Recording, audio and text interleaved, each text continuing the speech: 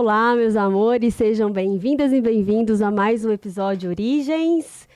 Eu, Gabi Maciel, Lízia Jotini, e a gente vai dar continuidade hoje na nossa segunda temporada, né, amiga?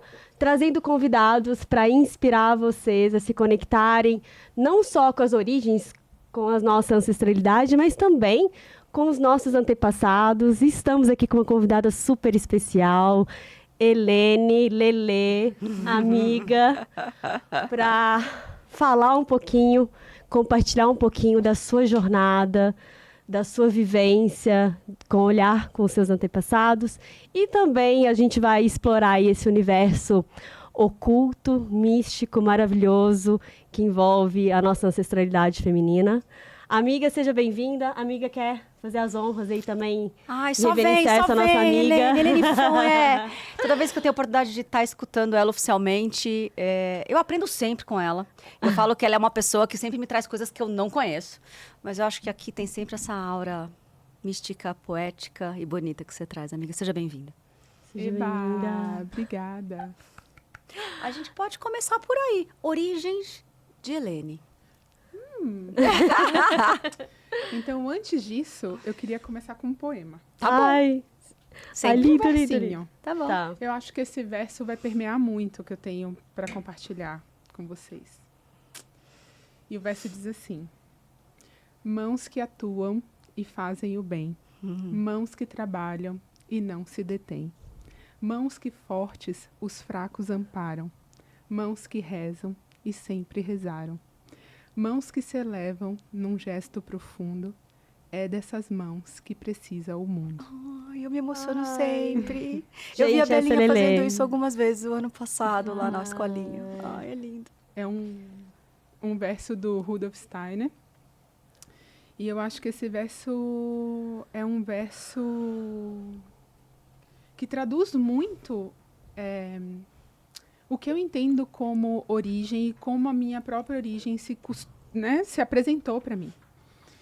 Então, é um momento muito íntimo esse, né? Quando a gente fala das sim. nossas origens. Sim. É quase como a gente abrir um portal da nossa biografia, assim, e convidar o outro para entrar. Sim. Então, espero que vocês que estão sendo convidados para entrar nesse lugar, entrem como a gente entra nesse verso mesmo, né? Quando a gente está ouvindo a biografia de alguém, ou quando...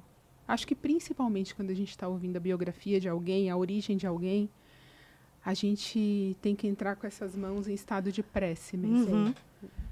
Porque é um lugar muito íntimo, divinal, inclusive, né?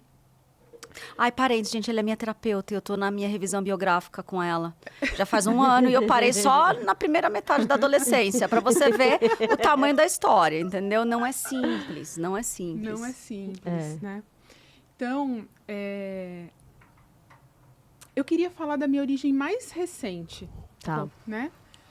Então, eu sou originada de um grande amor que a minha mãe teve por um homem que eu não conheci. O meu pai biológico faleceu quando eu tinha 2 meses de nascida. Olha. E aos 28 anos, eu era um bebê de 2 meses que tinha uma mãe atravessando um luto muito profundo, né? Então, eu brinco, quem me conhece sabe que eu trabalho com luto e tenho uma causa nesse sentido, né? Principalmente uma causa referente às histórias. Como é que a gente transforma as nossas histórias, os nossos lutos, em uma narrativa que nos fortaleçam, né? Que tragam essas pessoas que foram tão imensas na nossa vida para dentro. Então, efetivamente, não conhecia o meu pai. E tinha uma mãe que me dava mamar enlutada. Nossa. Né?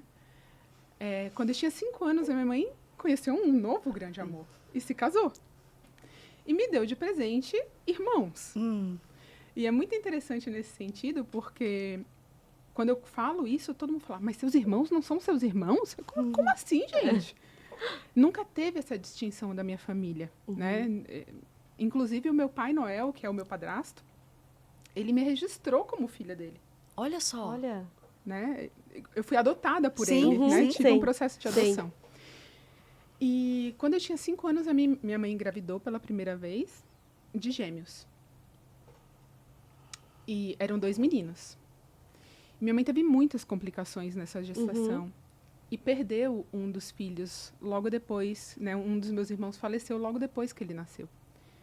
E eu pude presenciar o luto pela segunda vez, com 5 anos de idade. Nossa. E tem uma cena que marca minha biografia nesse sentido, que eu levei muito tempo para entender e ressignificá-la como narrativa, né? Então, a cena primeira era assim. Eu lembro de escutar minha mãe chorando muito, dando de mamar para o meu irmão Vitor. E de acordar. E de ir na sala, a gente estava hospedado na casa da madrinha do meu irmão, e eu vi a minha mãe chorando. Eu fui no banheiro, peguei um pedacinho de papel higiênico para dar para ela assoar o nariz. E ela fez assim para mim: não, volta para a cama, tá tudo bem. E eu congelei aquela cena no não. E foi um processo de análise muito grande para recontar essa história para mim mesma. Nossa. Né? Depois vieram as minhas irmãs, né? Eu já tinha quase 10, já fui irmã mais velha mesmo.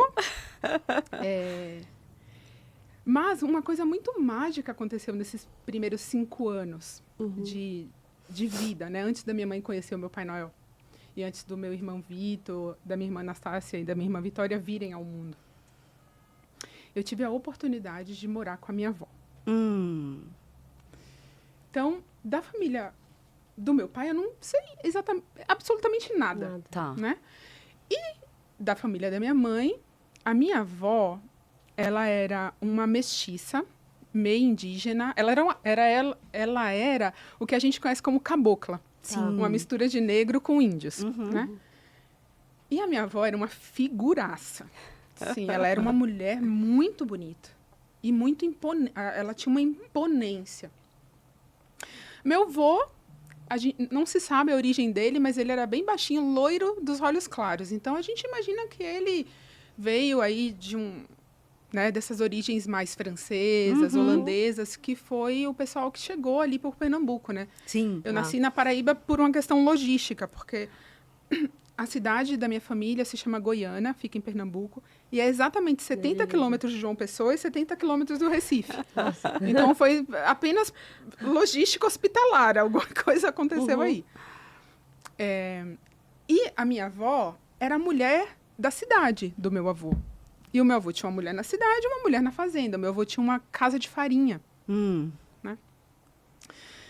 E eu tenho muitas lembranças dessa época.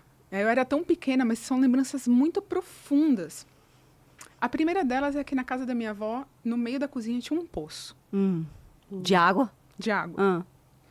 E era ao redor desse poço que tudo acontecia, onde o pão se amassava, onde a carne era cortada, onde a gente depenava as galinhas que a minha avó criava, onde as mulheres, principalmente, se reuniam. A minha avó teve 13 filhos. Era bem comum. 3 homens e 11 mulheres. Nossa. E a minha avó era muito, muito, muito católica. Ela teve 14 filhos, na verdade. Ela perdeu um bebê, uma menina. E depois que eu acho que talvez a primeira filha dela, né? Eu tenho um tio mais velho, a primeira filha, mulher, né? E ela fez uma promessa para Maria, depois que essa filha nasceu. Que todas as filhas que nascessem e vingassem se chamariam Maria. Então, todas as minhas tias são Maria. Maria. Maravilhoso. Inclusive a minha mãe. Minha mãe se chamava Maria da Penha. Bom, e a minha avó, ela tinha um compromisso com ela de que nenhuma de suas filhas teria uma vida que ela teve. Então, ela fez um compromisso, uma promessa, de que todas as filhas dela seriam formadas na faculdade. Numa geração que ainda não era tão simples, era tão de uma simples, região que não era tão acessível assim, Não. no estudo exato. superior, né? Exato. E ela conseguiu cumprir a promessa dela, com exceção de uma filha, que é a minha tia Bia, minha tia Maria Beatriz, que acabou não se casando, não teve filhos, e ficou sendo a guardiã da minha avó, né, e do meu avô. E essas mulheres, elas me ensinaram o que é origem através das mãos. Muito mais do que através da linguagem falada. Então, era um cuidado. Aquelas mãos eram tão poderosas. Aquelas mãos eram tudo. Eu via aquelas mãos fazendo tudo. Do matar ao rezar. Nossa. Sim, porque... né? Sim. Os alimentos pediam isso, alguns deles. Exatamente. E era era de uma beleza para mim ver aquilo. Era de um... Eu nem sei dizer, assim. A minha família é uma família... Como toda família, tem os seus desenlaces, né, os seus desamores, os seus dissabores. Mas a família da minha mãe é uma família extremamente unida. E é uma família gigante. Né? Eu nunca experimentei na casa da minha avó uma sensação de que um neto era mais amado que o outro. Ai, que lindo. Isso é bem... É de uma raridade, né? Eu nunca experimentei... Meu avô era um grande contador de histórias. E meu avô adorava histórias de terror. Ah, já vem... Aí já vem o seu DNA, né, amiga? A origem dos seus livros. E eu tenho lembranças memoráveis do meu avô contando histórias, assim, cabeludésimas, para aquelas crianças pequenininha, né? E também tinha uma coisa muito... Hoje eu entendo que isso é raro. Existia uma confiança muito grande que o outro é confiável. Não sei se dá para... Sim. Dá pra entender? Não tem dúvida sobre isso. Não existia dúvida sobre isso. Ao ponto, deu com 13 anos, 13 anos, minha mãe me mandar de Salvador para casa da minha avó de ônibus com meu irmão, que tinha 7. Nossa, hoje em dia... Essa confiança... É uma confiança... Não é só confiança, era uma confiança misturada com não temer o mundo. O mundo nunca foi um lugar hostil na minha infância. O mundo nunca foi apresentado como perigoso, como mal. E nem os seres humanos. O mundo era bom mesmo e belo. Já era antroposófica de raiz, Exato, né, de raiz. amiga? Exatamente. E isso não significava que o mundo era isso. Mas pelos olhos daqueles adultos que me cuidavam, o mundo me foi apresentado assim. Nossa, Né? lindo.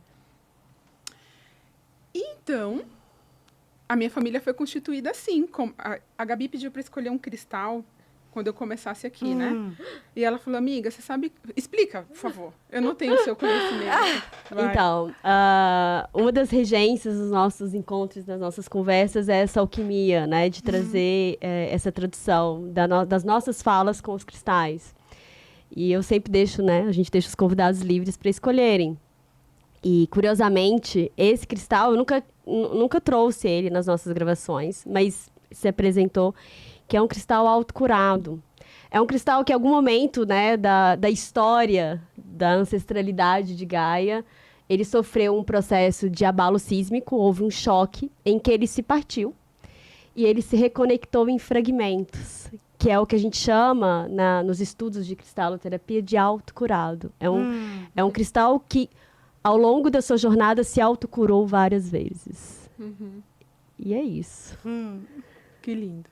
E eu vejo a minha família um pouco assim, né? Muitos fragmentos que sofrem muitos abalos sísmicos ao longo dessa história, mas que sempre tem esse impulso interno de reunir. E aí tem uma coisa muito curiosa também sobre isso. Na minha família, escolher padrinhos e madrinhas era uma coisa, você pode imaginar, muito séria. Né? Minha avó é extremamente católica. Uma coisa que sempre me emociona quando eu falo, eu vi a minha avó de hábito. No momento da vida dela, ela não só ela, né, outras 3 tias minhas, elas eram muito devotas do movimento carmelita, né, criado por Teresa d'Ávila e tudo mais, da Ordem da Nossa Senhora do Carmo. E elas eram membros da igreja e eu não sei explicar assim muito cientificamente, mas em determinado momento da vida delas, elas vestiram hábito, né? E eram noivas do Cristo. Então, vou dar um pause aí, depois a gente volta nisso. Tá. E eu lembro da emoção que me deu ver a minha avó vestida naquela roupa. Era uma coisa assim... Parecia que a minha avó tinha virado uma rainha, uma deusa. Aquilo era... É a minha avó, mas não é a minha avó, sabe? Sim. São as minhas tias, mas não são as minhas tias. Era uma outra coisa, uma transcendência daqueles seres humanos que conviviam comigo tão ordinariamente. Né? Então, escolher os padrinhos era treta séria, né?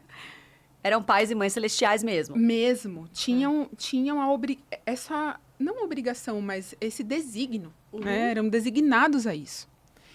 E a minha madrinha foi uma irmã da minha mãe, a tia Zeca, e o seu companheiro, que é o meu padrinho, que ainda está vivo.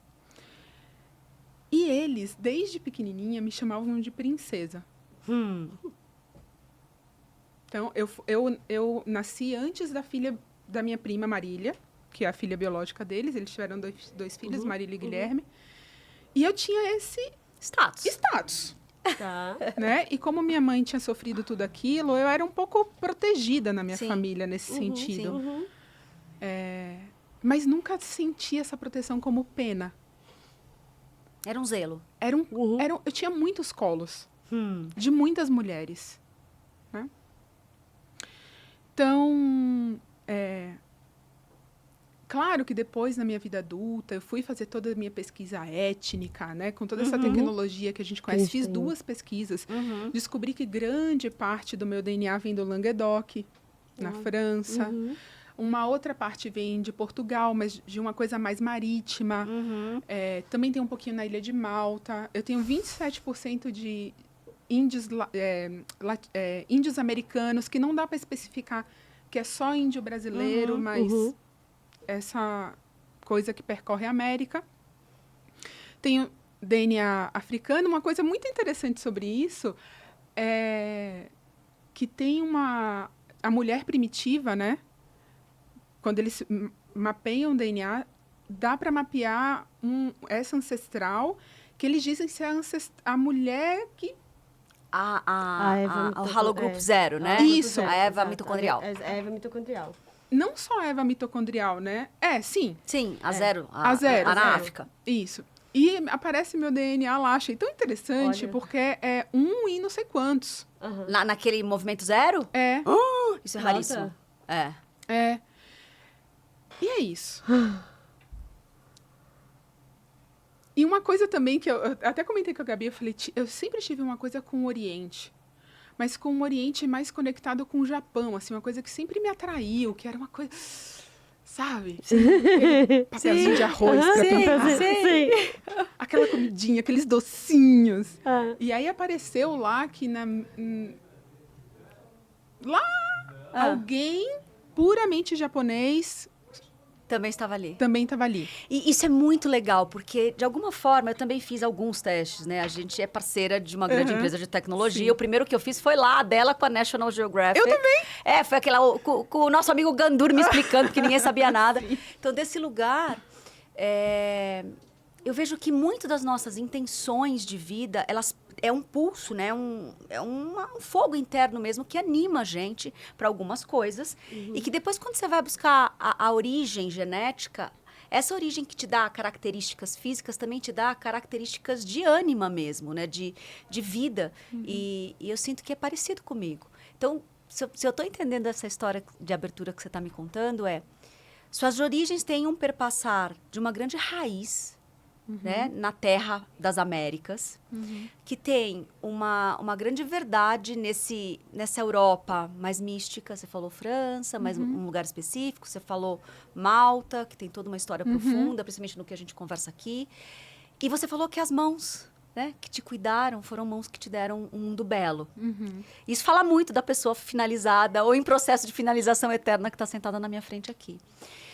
A partir daí, amiga, queria começar a entrar mesmo. Você pode até fechar essa primeira parte, mas já vai conectando nesse segundo bloco com a tua fé. Você falou que tinha um catolicismo muito bonito e forte na sua família. E você vem com uma dança muito bonita entre um cristianismo mais místico e de raiz.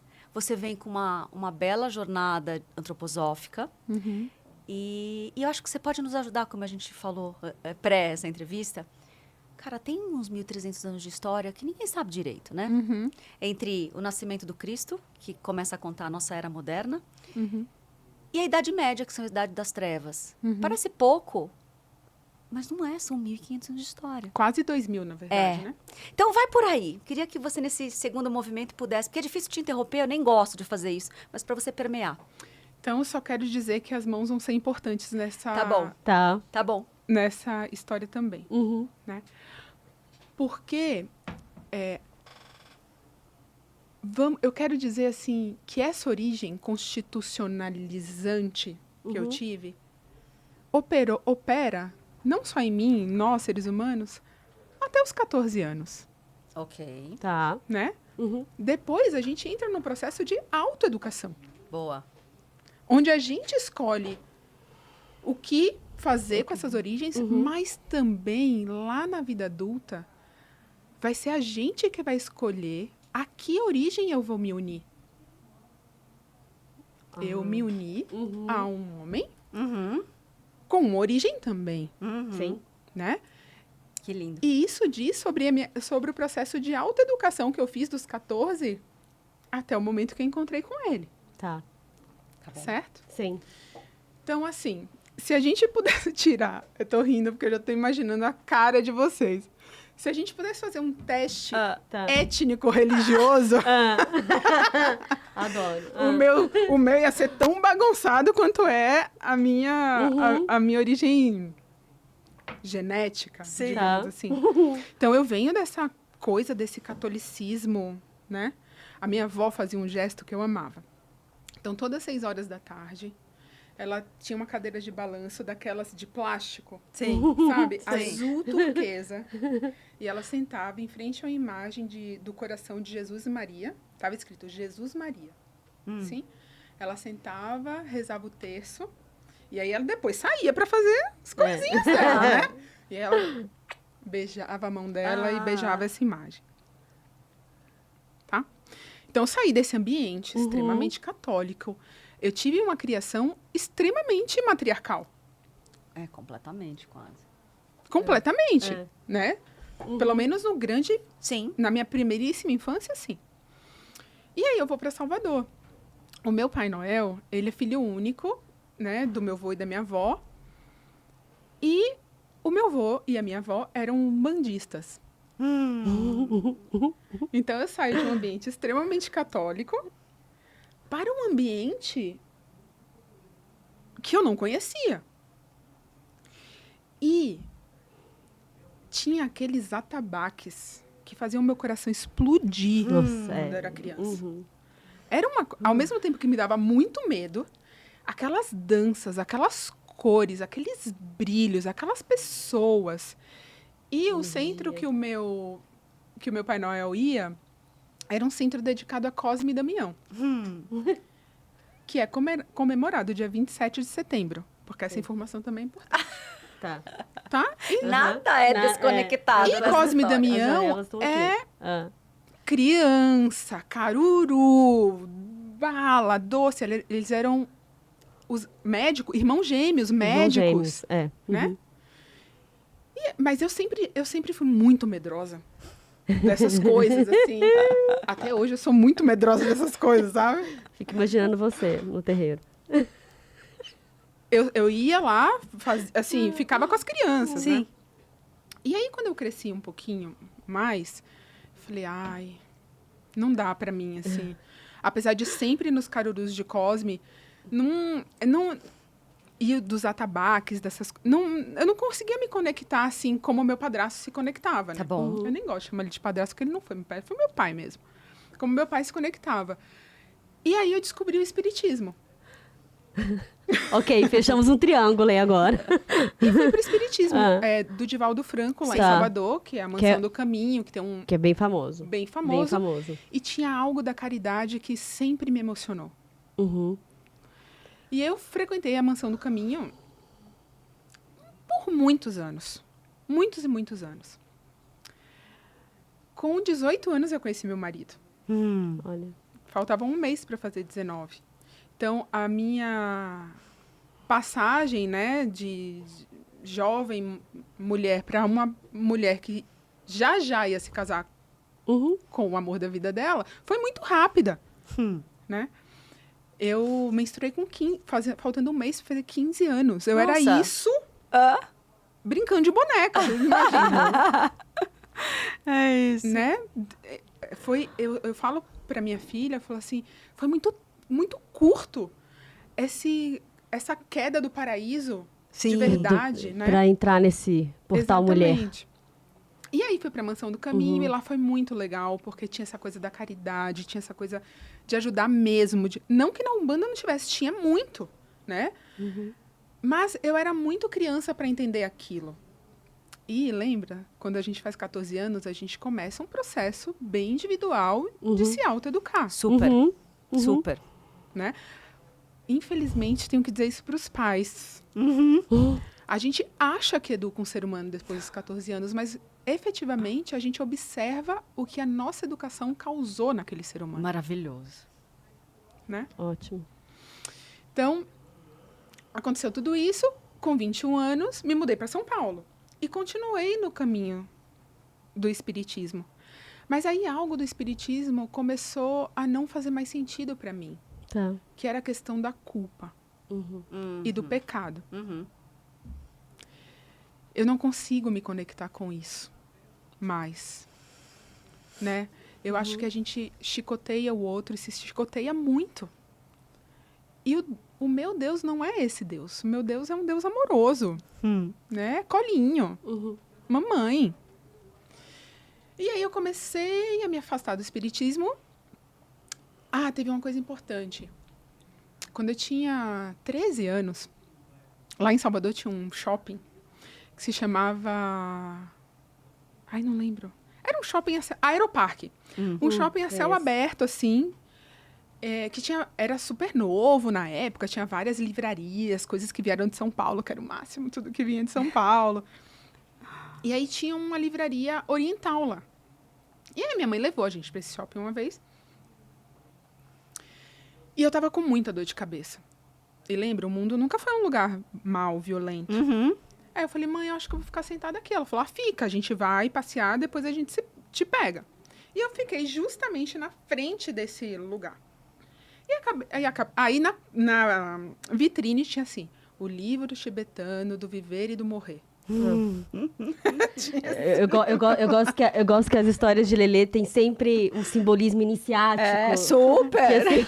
Que faz todo um sentido dentro da história. Né? Aí entrei para folhear o livro, aí uma senhora que estava no caixa falou assim, nossa, que carinha é essa? O que você tem?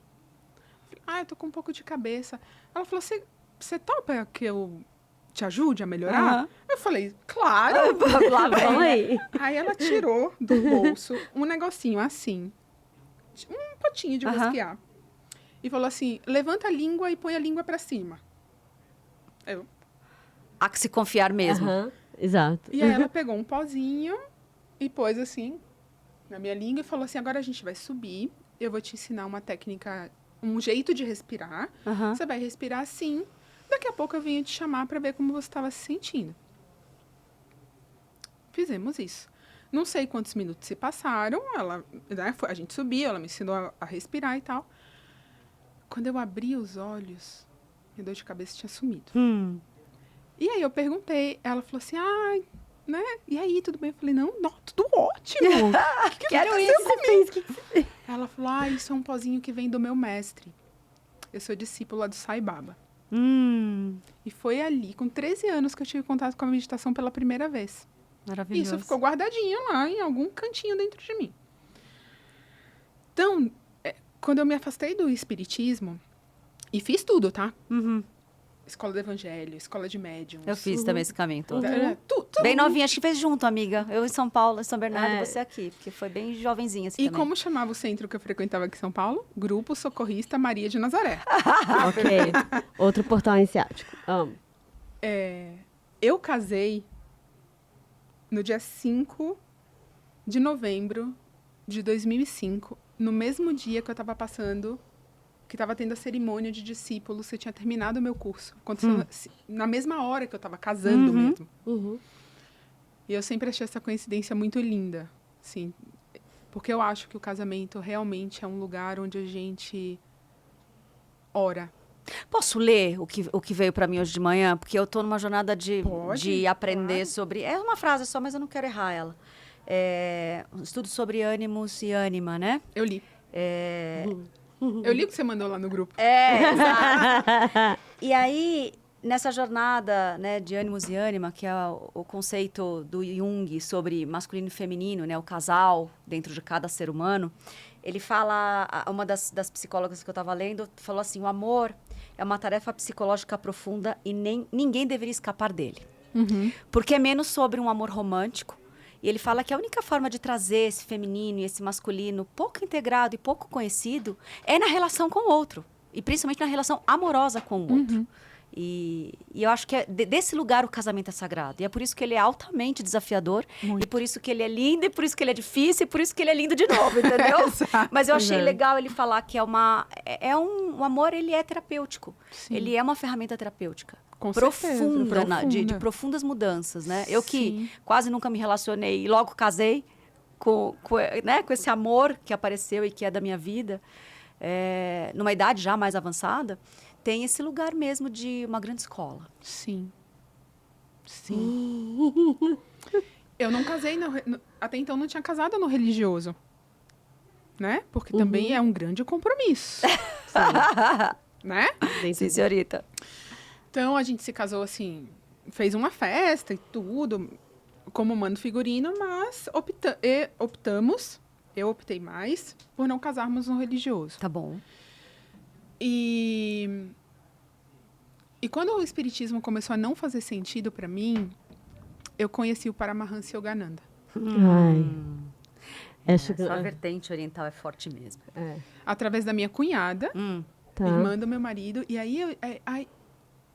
aí, de uma certa forma, assim, eu sempre agradeço a Karen por isso, porque eu acho que isso tem a ver com as origens. Sim. É o encontro das origens, você falou. exato. É muito É bonita essa encontro. frase que você coloca sobre quando você escolhe um parceiro, uma parceira, você está escolhendo uma origem. Exatamente. Pra se unir a você. Claro. Exato. É muito lindo. É muito... E aí a Karen, né, me apresentou Yogananda, e aí eu comecei a fazer as lições, né? O Yogananda vem de uma linhagem antiga de Kriya Yogis, que lá na ponta tem Jesus, Sim. né? Não sabia. Gente, eu acho muito curioso que... Sim.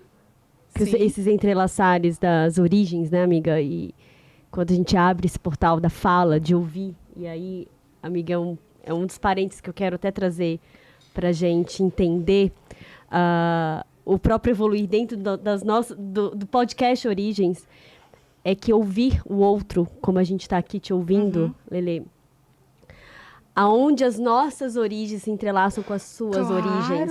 Então, é mágico. E eu tô aqui como observadora, te ouvindo. E é mágico, como agora você está trazendo Yogananda. E Yogananda foi quem justamente me tirou dessa conexão do espiritismo, que me trouxe de volta essa vida espiritual, sabe? Que eu estava totalmente nessa jornada descrente, porque eu não acreditava nesse sofrimento crístico, nesse sofrimento que tanto o espiritismo quanto a igreja trazia, e que me fazia sangrar, sabe, por dentro. E aí tem uma coisa E muito Yogananda interessante. me tirou desse lugar com que o a Lígia Yoga. traz, eu quero fazer... Você me lembrou de uma coisa, que você falou assim, até a Idade Média, né? Aham. Gente, a Idade Média durou 1000 anos. É muita idade média. É muita Idade muito- Média. A sombra é gigantesca. Mas não foi todo momento que a Idade Média foi a Idade das Trevas. Fale mais. Eu vou chegar aí. Porque olha que interessante. Se a gente pega a arte Ah, verdade. para observar isso, quando a Idade Média entra, começa a Idade Média alta, né? Já quase...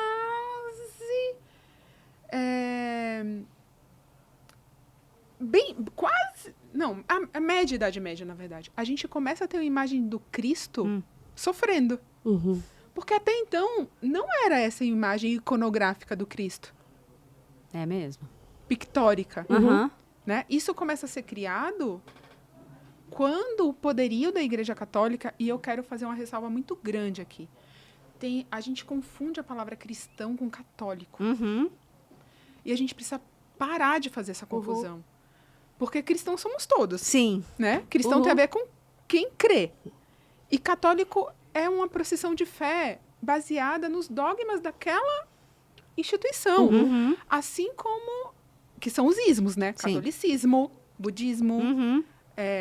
hinduísmo, Uhum. capitalismo, Uhum. socialismo, feminismo, machismo. Maravilhoso. Tá tudo dentro do mesmo sufixo, Maravilhoso. né? Então, essa imagem do Cristo sofrente, iconograficamente falando, ela é muito tardia, Tá. né, na nossa história. Bom, então eu conheci o Yogananda, me apaixonei, fiz todas as lições, virei estudante da Self-Realization Fellowship, Aham. mas nunca me achava preparada para fazer a minha iniciação em cria. Engravidei da Gabi, fiz um processo da Self lindo, que se chama o Pote da Fortuna, que tinha uma coisa bem para você criar o hábito da meditação e tudo mais. A minha filha Gabi nasceu e eu falando, gente, é isso, encontrei. Aí engravidei da minha segunda filha, a Clara nasceu 10 anos depois que eu e Rudolf, quase 10 anos depois que eu e Rudolf tínhamos casado. E aí os monges da Self vieram para o Brasil e aí a gente falou, vamos casar? Ah, maravilhoso. Então, o nosso casamento religioso foi na Self-Realization Na Self. Fellowship, com os monges do Yogananda. Nossa, Foi o nosso fantástico. casamento e o batizado da Clara, da minha Maravilhoso. segunda filha. E a minha filha Gabi foi batizada quando a minha cunhada, que me apresentou a Self, casou. Nossa. Os entrelaçamentos. Né? Ela é madrinha Ai. da Gabi. Bom, quando eu li o que o Paramahansa dizia de casamento, eu falei, não quero. Dá pra voltar atrás? Porque é esse compromisso. O Yogananda diz que quando a gente casa com alguém, a gente o transforma no nosso melhor amigo de ensinamento espiritual.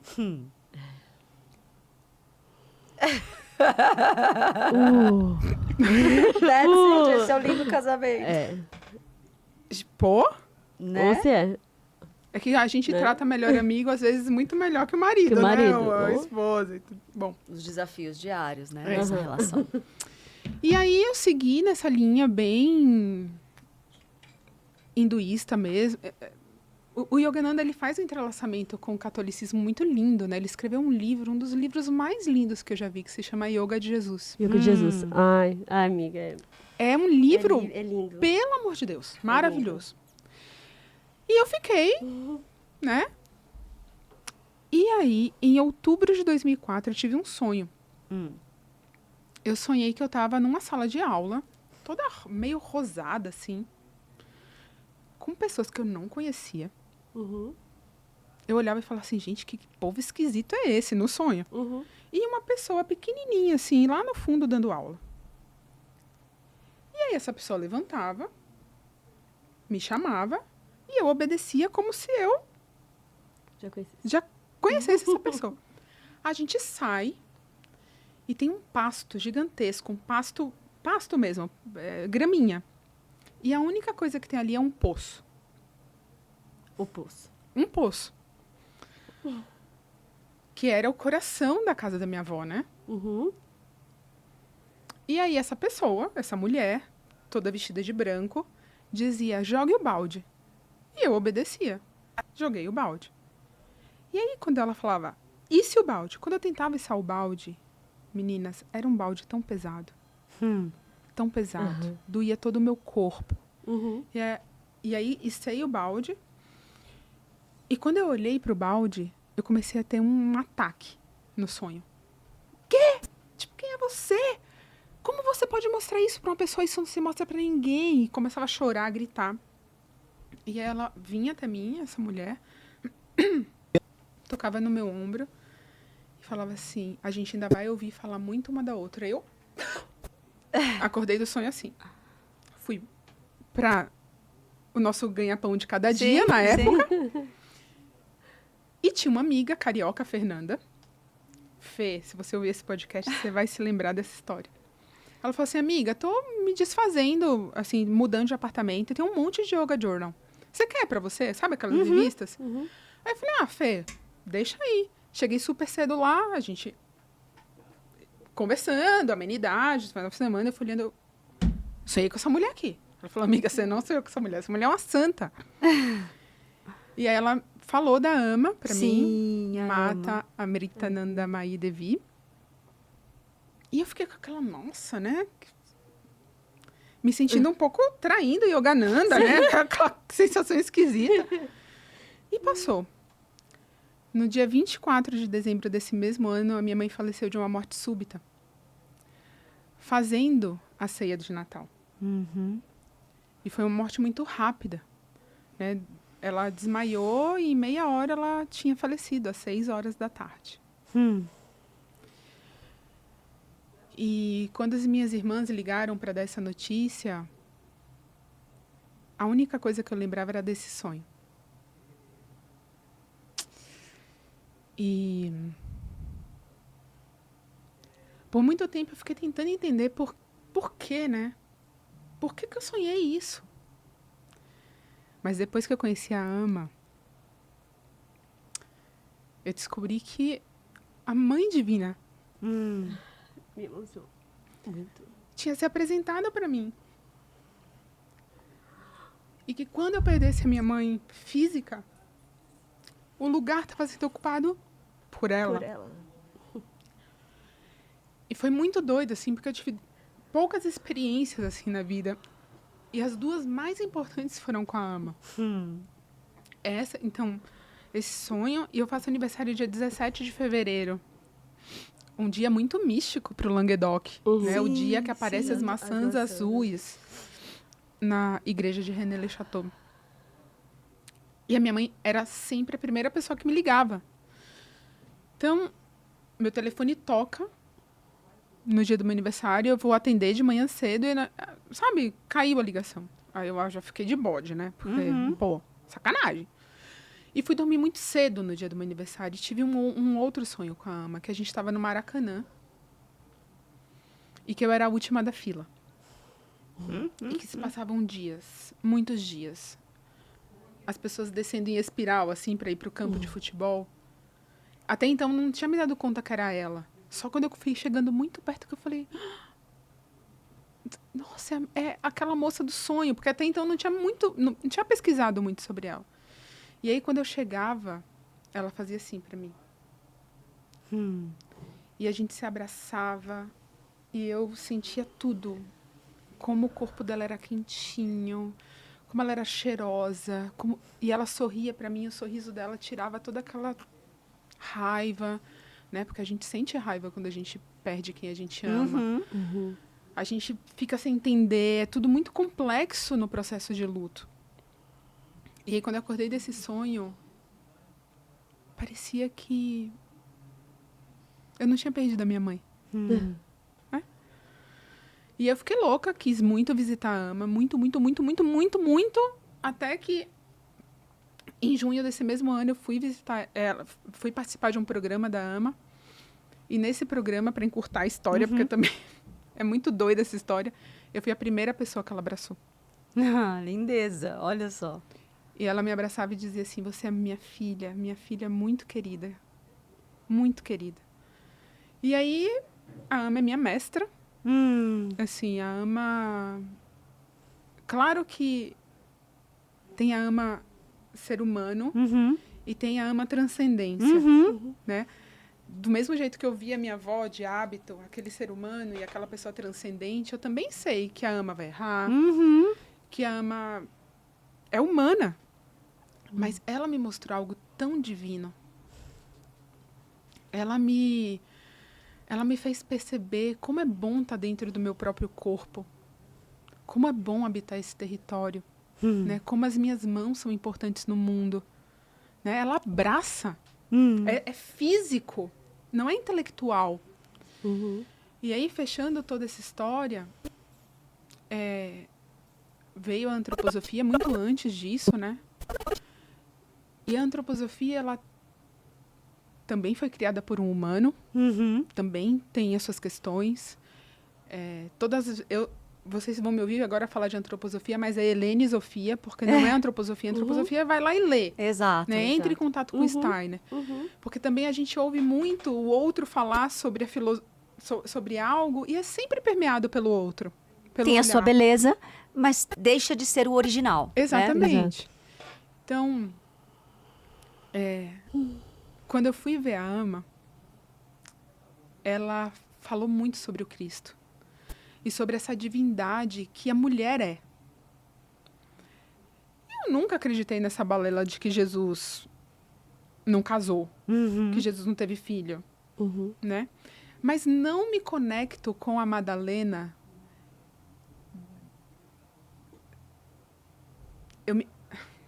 Eu me conecto com a Madalena, que é silêncio. Eu me conecto com a Madalena que ajuda o outro através das suas próprias mãos. Né? Tá. Eu me conecto com a Madalena que pictoricamente, em todas as imagens, segura na mão do Cristo quando ele está morrendo, com os dedinhos assim, ó, para checar o pulso, para saber se ele está vivo ou não. Né? Essa Madalena que sempre foi pintada no mundo da arte com mãos tão proeminentes. Para mim, essa Madalena são as minhas tias. Para mim, essa origem divina, transcendental, se não aparece no gesto, está em um lugar que não está em uso. Então não adianta nada eu saber que as minhas origens remontam ao Languedoc, que eu nasci no dia 17 de janeiro, no dia que tem um evento ao que... Não importa. Importa o que eu sou agora, nesse momento. Humana, que erro o pededel, perco as estribeiras, tenho um monte de defeito, mas existe um desejo genuíno. No primeiro evento do Voices que a gente fez, que eu participei, que foi lá no Hacktown, eu ouvi a Irina falar uma coisa que ela aprendeu com o pai dela, que, Irina, eu tomei isso pra minha vida, tá? Ela disse que o maior ensinamento que o pai dela tinha dito foi que todas as vezes que ela chegasse no lugar, ela tinha que deixar aquele lugar melhor do que quando ela chegou. E isso, para mim, é uma verdade. Se a gente adentra um lugar e a gente deixa, pelas nossas ações, o lugar pior do que a gente chegou nele, a gente está equivocado como ser humano. Né? Então, Maria Madalena, ela... E aí, Li, talvez agora você entenda quando eu falo do não protagonismo. Sim. Existe um protagonismo no não protagonismo. Existe uma beleza em ficar nos bastidores. Uma beleza em ser testemunha só. Não ser tanto... A gente precisa de pessoas assim no mundo. Que estejam no amparo. Que estejam do lado de trás das cortinas. E que sejam confortáveis e amem estar nesse lugar. Porque não dá para ser sempre... Nós ainda não suportamos sermos todos filhos, né? A gente quer ocupar esse lugar hierárquico, paterno, materno, que quer dizer reis e rainhas. A gente não se contenta só em ser príncipes e princesas. Por isso que a gente ainda tem muito rechaço aos contos de fada. Lembra que eu falei que a princesa ia surgir em algum lugar? Então, eu também gosto muito de uma coisa que o Quiroga fala. Ele fala, já passou o tempo do matriarcado. Já passou o tempo do patriarcado. A gente está no tempo do filiarcado. Maravilhoso. Filiarcado. E o filiarcado põe a gente num lugar comum, onde nós somos a mesma coisa. E aí, como é que a gente dá conta de ver o nosso irmão assumir toda a sua potência? Porque é mais difícil dar conta dos nossos irmãos assumirem a máxima potência do que ver nossos irmãos na mínima potência. Verdade. Sim. Porque se eu estou sempre me comparando e sempre me julgando, quando o meu irmão está na mínima, automaticamente eu estou na máxima. Ou um pouquinho melhor que ele. E aí a gente sempre fica indo para esse lugar. Então, cultivar observadores, cultivar testemunhas, ou pelo menos se permitir estar mais nesse lugar, isso é muito madalênico. Muito lindo, amiga. Nossa, muito. Bom, Nossa! fechamos, né? Acabei! Nossa. Se tiver que fechar profundo. oficialmente com alguma coisa, fechemos. Se não, Fechamos. Eu quero. então, por favor. Apesar de não sair no meu DNA, eu tenho uma grande conexão com a América Latina. A gente conhece pouco esses nossos irmãos, né? E eu tive a oportunidade de morar um tempo na Argentina e de conhecer tanta gente boa. Que países lindos a gente tem tão próximos da gente, né? Uhum. E aí acabei conhecendo o trabalho dessa mulher, dessa poetisa. Ela se chama Emília Zavaleta. Ela é uruguaia. E ela fez um processo muito lindo.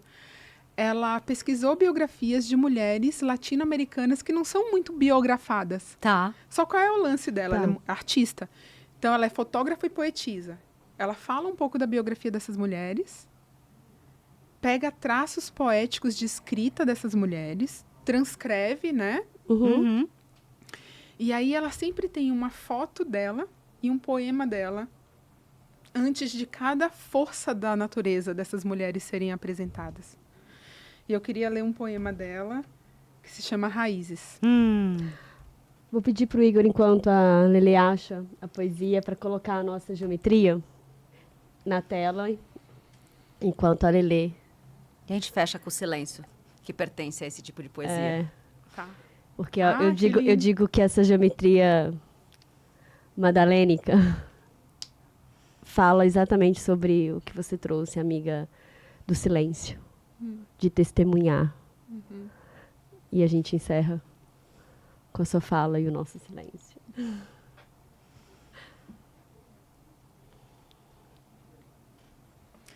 Entre sons dispersos, caminhava até o bosque, enredada em pensamentos de esconderijos remotos.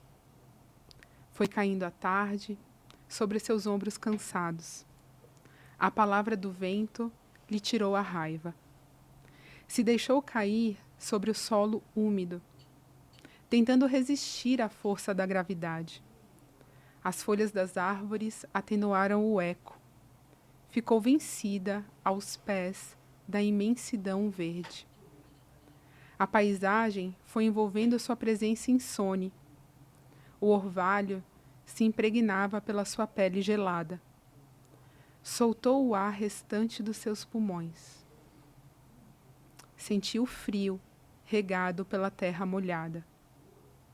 Foi a percepção do mundo em seu final que desvelou os sentidos da pura vibração. As raízes a envolveram até a profundidade e escutou o silêncio de sua respiração. Um momento lúgubre, convertido em luz, enquanto lentamente morria para renascer. Um enterro até o centro da sua existência, ser enraizada para reverdecer.